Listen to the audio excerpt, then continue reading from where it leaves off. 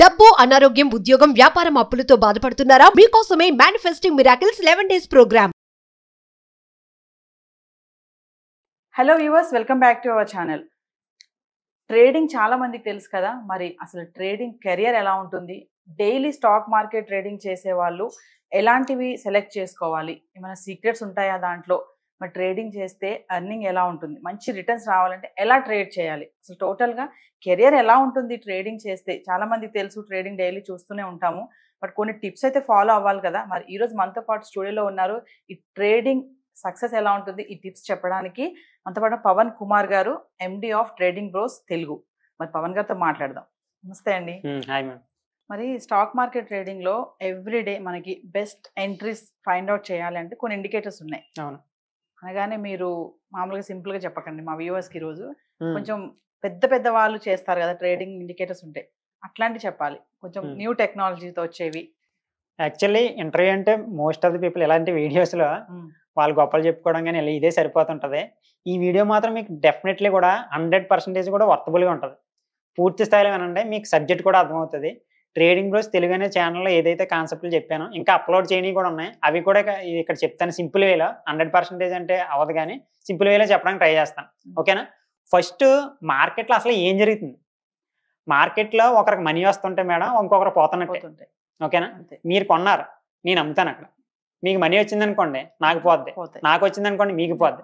అంటే మార్కెట్లో ఏం జరుగుతుంది, బై చేస్తారు వాళ్ళు, అలా ఉండిపోరు కదా, మళ్ళీ సెల్ చేస్తారు.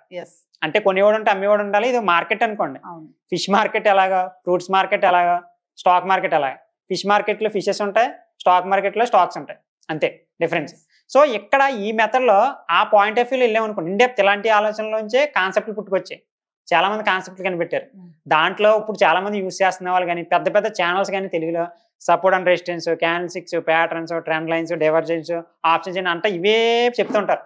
పెద్ద పెద్ద కోర్సెస్ 60,000 70,000 కోర్సెస్ కూడా ఇవే చెప్తారు. ఇంతకు మించి వెళ్ళరు ఎదరికి, ఎందుకంటే వాళ్ళకి తెలియదు, ఓకేనా. సో ఇక్కడ దీని అప్డేట్ వెర్షన్ అదర్ కంట్రీస్లో ఫారెక్స్ అంటుంటారు.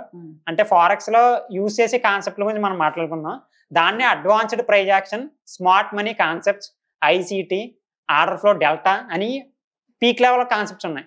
పీక్ లెవెల్ కాన్సెప్ట్స్లో సింపుల్ వేలో అర్థం చేసుకోవడానికి ఐసిటి, ఎస్ఎంసి రెండు ఒకటే, ఓకేనా. ఆర్డర్ ఫ్లో డెల్టానే మన సింపుల్ వేలో అదే ఒకటే, దాన్ని బై చేయాలి మేడం. ఆర్డర్ ఫ్లో డెల్టా అంటే ఏంటంటే ఏ క్యాండిల్లో ఎంతమంది కొంటున్నారో ఎంతమంది సెల్ చేస్తున్నారని ఎన్ఎస్సి డేటా డైరెక్ట్ అక్కడ కనపడుతుంది. దానివల్ల ఏంటంటే నెక్స్ట్ క్యాండిల్లో ఎవరో ఎక్కువగా ఉన్నారన్నది మనం ముందుగానే తెలుసుకోవచ్చు. సో ఇక్కడ ఫస్ట్ ఐసిటి, ఎస్ఎంసి రెండు కలిపి ఇండికేటర్స్ ఉన్నాయి మనకి, ఆ ఇండికేటర్స్ గురించి మాట్లాడతాం. సో ఐసిటి, ఎస్ఎంసిలో స్మార్ట్ మనీ కాన్సెప్ట్స్లో ఇది ఏంటంటే మార్కెట్ ఇక్కడ స్క్రీన్ కనిపిస్తుంది కదా మీకు. సో ఇక్కడ నుంచి స్ట్రాంగ్గా బయింగ్ జరిగింది అంటే స్ట్రాంగ్గా మళ్ళీ సెల్లింగ్ జరగాలి. సో ఇలా ఈ కాన్సెప్ట్లో మనకి ఇలా జరిగినప్పుడు దీన్ని ఇంబ్యాలెన్స్ అంటారు. ఎస్ఎంసిలో ఒక యూజ్డ్ నేమ్స్ ఉంటాయి, imbalance, order black, order flow, inducement, liquidity sweep, ఇవన్నీ కూడా ఉంటాయి. బట్ ఇవన్నీ కూడా నేర్చుకుని బేసిక్స్ ఐడియా ఉన్న వాళ్ళకి ఇండికేటర్ యూజ్ చేశారనుకోండి మనకు డైరెక్ట్గా తెలిసిపోద్ది. అంటే ఇక్కడ నుంచి రైజ్ అయింది కాబట్టి మార్కెట్ మళ్ళీ ఇక్కడికి వచ్చి వెళ్తుంది అన్న పాయింట్ ఆఫ్ లో థీమ్ ఉంటుంది. ఇప్పుడు ఈ ఇండికేటర్ని ఇక్కడ మీరు ఏం సెర్చ్ చేస్తారంటే డైరెక్ట్ కొట్టండి.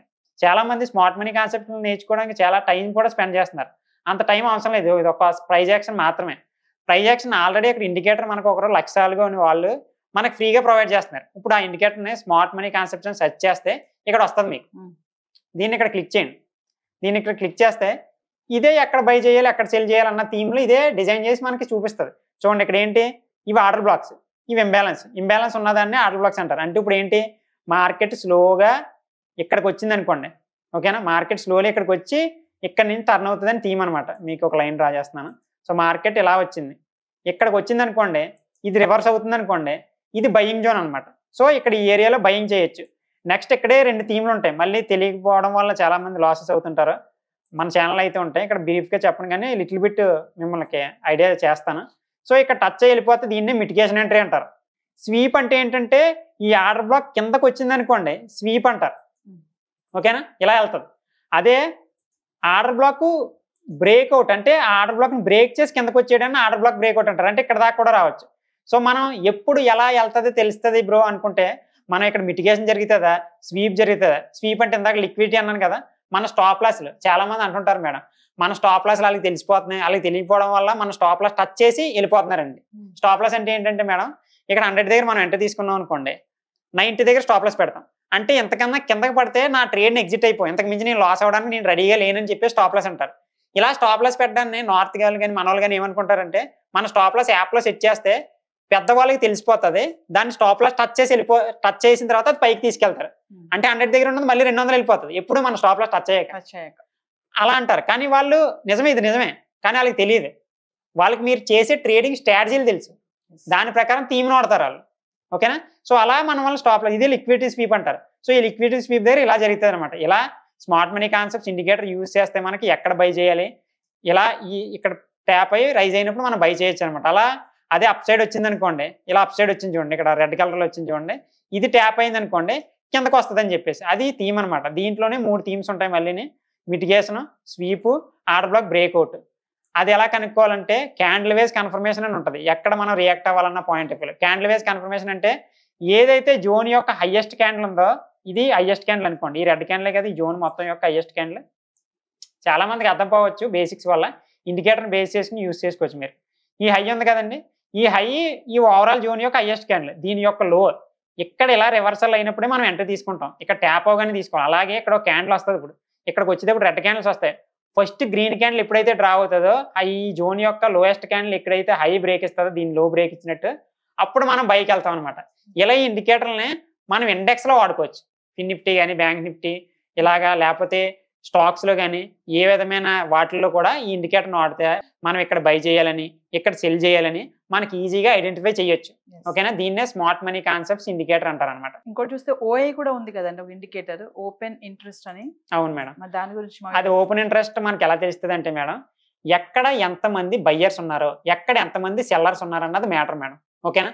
ఇప్పుడు ఈ ఏరియాలో ఒక 100 పీపుల్ నా పక్కన నా సైడ్ ఉన్నారు, ఒక 50 పీపుల్ మీ సైడ్ ఉన్నారు, మధ్యలో ఒక థాట్ ఎట్టాం, నేను 100 మెంబర్తో కలిపి లాగుతున్నాను, అందరూ కూడా ఒకే స్ట్రెంత్ ఉన్న వాళ్ళు. 50 మెంబర్స్ ఓ పక్కన లాగుతున్నారు, 100 మెంబర్స్ ఓ పక్కన లాగుతున్నారు. ఎవరి సైడ్ వెళ్తున్నట్టు మార్కెట్, ఎవరి సైడ్ వెళ్తుంది? 100 పీపులే కదా, ఆటోమేటిక్గా గెలుస్తారు. అలాగే మనకి ఇక్కడ ఓఏ అంటే ఏంటంటే ఎవరు ఎక్కువ ఏ సైడ్ ఉన్నారని తెలుసుకోవడానికి మనకు ఓఏ యూజ్ అవుతుంది మార్కెట్లో ఓఏ. సో ఇక్కడ మీరు ఏంటంటే సెన్సిబుల్ అంటారు కదా, జీరోదా మీకు ఫ్రీ ఇస్తుంది, సెన్సిబుల్లో లాగిన్ అవుతాయి. ఇది ఎవరెవరికి అవైలబుల్గా ఉంటుందంటే 5 Paisa, Zerodha and again Angel One, ఎఫ్ఏ అని చెప్పేసి కొన్ని స్టాక్ బ్రోకర్స్ ఉంటాయి, ట్రేడ్ చేసే బ్రోకర్స్ ఉంటాయి. ఆ బ్రోకర్లకి సెన్సిబుల్ యూజ్ అవుతుంది అనమాట మనకి. ఓకే, ఈ సెన్సిబుల్లో మీరు ఇక్కడ ఉంది చూడండి, ఫస్ట్ ఇక్కడ రావాలి, ఇక్కడికి వచ్చిన తర్వాత ఎనాలిసిస్ అని కనపడుతుంది కదా, ఎనాలిసిస్కి వచ్చి ఆప్షన్ చైన్ అని కనపడుతుంది కదా, ఆప్షన్ చైన్ కింద క్లిక్ చేయండి. అప్పుడు ఇలా వస్తుంది, ఇక్కడ నిఫ్టీ, బ్యాంక్ నిఫ్టీ, ఫిన్ నిఫ్టీ, మిడ్ క్యాప్, సెన్సెక్స్ అని ఎవ్రీథింగ్ కూడా వస్తాయి. మనం ఇప్పుడు పొరపాటు నిఫ్టీని సెలెక్ట్ చేసుకున్నాం, లేకపోతే బ్యాంక్ నిఫ్టీని సెలెక్ట్ చేసుకున్నాం. బ్యాంక్ నిఫ్టీ యొక్క ప్రీమియంలు ఇవన్నీ కూడా ఇది పక్కన పెట్టండి, దీని గురించి తర్వాత మాట్లాడదాం. బ్యాంక్ నిఫ్టీ యొక్క చార్ట్ ట్రేడింగ్ వ్యూలో మీకు ఎలా వస్తుందో అలాగే బ్యాంక్ నిఫ్టీ చార్ట్ కూడా వస్తుంది. ఆ చార్ట్ ఓపెన్ చేసామనుకోండి ట్రేడింగ్లో వ్యూలో ఓఏ కనపడదు. చాలా మంది కింద వాల్యూమ్ యాడ్ చేసేసుకుని దాన్ని ఓఏ అనుకుంటున్నారు, అది ఓఏ కాదు బ్రదర్. అక్కడ బిల్డ్ అయ్యే మాత్రమే ఈ ఓఏ. ఏంటంటే మనకి ఎంతమంది కాంట్రాక్ట్లు ఉన్నారో ఆ ప్రీమియంలని తెలుసుకోవడానికి ఇక్కడ ఓఏ ప్రొఫైల్ అని చూడండి, అది క్లిక్ చేయండి. అది క్లిక్ చేస్తే ఓఏ వచ్చిందా. అండ్ అగైన్ ఇక్కడ సెట్టింగ్స్లోకి వెళ్ళండి. ఇక్కడ ఏం కనపడుతుంది మనకి, open interest, change in OI. Open interest అంటే నేను ప్రీవియస్ వీడియోలో ఆల్రెడీ చెప్పాను, లేకపోతే ముందుగా తెలిసిన వాళ్ళకి తెలిసి ఉంటుంది. కాంట్రాక్ట్స్ ఎక్స్పైరీ అయిపోతాయని చెప్పాను కదా నేను, వారానికి ఒకటి ఆప్షన్స్ అంటారు, మంత్లీ అయిపోయిందని ఫ్యూచర్స్ అంటారు. ఓకేనా? ఇక్కడ డైరెక్ట్ ఓపెన్ ఇంట్రెస్ట్ పెట్టారనుకోండి మొత్తం కాంట్రాక్ట్ సంబంధించింది. అదే ఓపెన్ చేంజ్ ఇన్ ఓఏకి పెట్టారనుకోండి, చేంజ్ ఇన్ ఓఏకి పెట్టారనుకోండి అది ఈ రోజుకి సంబంధించి మాత్రమే. అంటే ఒక ట్రేడర్కి, స్కాల్పర్కి ఈ రోజుకి సంబంధించింది కావాలా, మొత్తం అంతదే కావాలంటే నేనేమంటాను, స్కాల్పర్కి ఈ రోజుకి సంబంధించింది కావాలా. ఓకేనా? ఈ రోజు మార్కెట్లో ఏం జరుగుతుందో ఐఎంపీ మాకు. ఓకేనా? ఇప్పుడు చూడండి, ఇక్కడ చూడండి ఓఏ, ఇక్కడ చూడండి ఓఏలోకి వస్తే కాల్ ఓఏ, పుట్ ఓఏ అంటే ఏంటంటే కాల్ రైటింగ్స్, పుట్ రైటింగ్స్. చాలా మంది కన్ఫ్యూజ్ అవుతుంటారు, సెల్లింగ్ తెలియాలి. దీనికి సెల్లింగ్ మెథడ్లోనే ఇది డిజైన్ చేశారు. కాల్ రైటింగ్స్ అంటే కాల్ని సెల్ చేసేవాళ్ళు, కాల్ని బై చేసేవాళ్ళు కదా, బయ్యర్ పాయింట్ ఆఫ్ వ్యూ ఆలోచించండి. కాల్ని బై చేసామనుకోండి మార్కెట్ పైకి వెళ్తుందని, అదే కాల్ని సెల్ చేస్తున్నాం అనుకోండి మన ఇంట్రెస్ట్ ఏం చేయడం అన్నట్టు కిందకి తీసుకురావడానికి. ఓకేనా? సో ఆ విధంగా పుట్ ఓఏ అంటే ఏంటి, మార్కెట్ని పైకి తీసుకెళ్ళేవాళ్ళు. అంటే ఏదో కన్ఫ్యూజింగ్ ఉంది బ్రో అనుకుంటే లైట్ తీసుకోండి. ఇక్కడ గ్రీన్ రెడ్ కనపడుతుంది కదా, గ్రీన్ ఉంటే పైకి తీసుకెళ్ళేవాళ్ళు, రెడ్ ఉంటే కిందకి తీసుకెళ్ళేవాళ్ళు. ఓకేనా? నేను థియరిటికల్గా చెప్పాను, అండ్ అదేవిధంగా మనం సింపుల్గా అర్థం చేసుకునే విధంగా చెప్పాను. ఇక్కడ ఎలా కనపడుతుందో కూడా చెప్పాను. ఇప్పుడు ఇక్కడ గ్రీన్ ఎక్కువ ఉందంటే మార్కెట్స్ లో బయ్యర్స్ ఎక్కువ మంది ఉన్నారని చెప్పేసి ఇండికేట్ అనమాట. సో దీని ద్వారా మనం ఇక్కడ బై చేయాలని. అలాగే ఏమైంది, ఇక్కడ మార్కెట్ ఫ్లక్చువేట్ అయింది, బై సైడ్ వెళ్తుంది.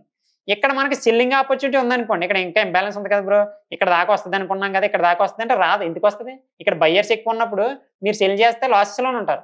ఇవన్నీ చాలా మందికి నాకు తెలిసి 100%లో 50% కాదు 80% పీపుల్కి తెలియకుండా ట్రేడ్ చేస్తున్నారు నాకు తెలిసేది. సో ఇవన్నీ తెలుసుకోవాలి మీరు 100% కూడా. ఇలా మనం ఓఏని బేస్ చేసుకుని బై సైడ్ వెళ్ళాలా లేకపోతే రెడ్ సైడ్ వెళ్ళాలా అని చెప్పేసి డౌన్ సైడ్ రావాలని తెలుస్తుంది. దీంట్లోనే చాలా మందికి తెలుసు. ఆప్షన్ చైన్లో అప్పట్లో మీకు రీసెంట్గా ఉన్న కాన్సెప్ట్లో ఓఏని బేస్ చేసుకుని సపోర్ట్ అండ్ రెసిస్టెన్స్ డ్రా చేసేవారు. చాలా మందికి ఐడియా ఉండి ఉంటుంది. ఓకేనా? సో అంటే ఏంటి, strong support strong resistance level ఇది, సపోర్ట్ లెవెల్ ఇది అంటారు కదా. ఇదే ఎవరో ఛానల్స్లో మనం చూడాల్సిన అవసరం లేదు. ఒకసారి మనకు తెలిస్తే అదే సపోర్ట్ లెవెల్, అదే రెసిస్టెన్స్ లెవెల్. రెడ్ ఉన్నాయేంటి రెసిస్టెన్స్, గ్రీన్ ఉన్నాయేంటి సపోర్ట్. ఓకేనా? ఏది స్ట్రాంగ్ ఉంటే దాన్ని మనం బేస్ చేసుకుని వెళ్ళొచ్చు అనమాట. ఈ విధంగా మనం ఓఏని ఉపయోగించుకుని ఎక్కడ బయ్యర్స్ ఎక్కువ మంది ఉన్నారో ఎక్కడ సెల్లర్స్ ఎక్కువ మంది ఉన్నారని మనం ఐడెంటిఫై చేయడానికి ఓఏ అన్నది యూజ్ అవుతుంది. దాన్ని ఓపెన్ ఇంట్రెస్ట్ అంటారు. మరి ఓఏలో కొన్ని ఆప్షన్స్ ఉన్నాయి కదండి, ఐటీఎం, ఏటీఎం, ఓటీఎం. అది ఆప్షన్ చైన్ లోకి వెళ్తుంది మేడం. అవి ఇదేంటంటే ఆప్షన్ చైన్ గురించి చెప్పాలంటే ఇది చాలా పెద్ద థియరీ. ఇది జస్ట్ అది చిన్న సింపుల్ లైన్ లో చెప్పాలంటే చాలా మంది ఓటీఎం, ఐటీఎం ఇలా in the money, out of the money, at the money అంటుంటారు.